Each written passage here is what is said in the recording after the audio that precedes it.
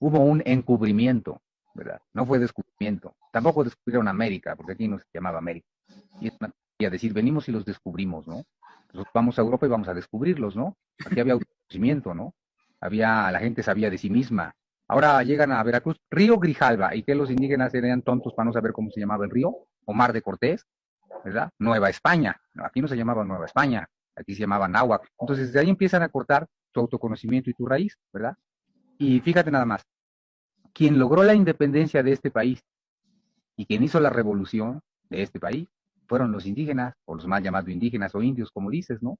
Y después de que se ganó la independencia, todos estos grupos fueron olvidados, nomás los agarraron de carne de cañón, ¿verdad? Y después otra vez los que estaban en el poder, los criollos, se volvieron a instalar.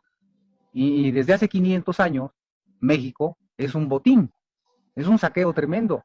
Y entonces no quieren que se sepa la verdad, porque al saber la verdad, estaría serruchando la rama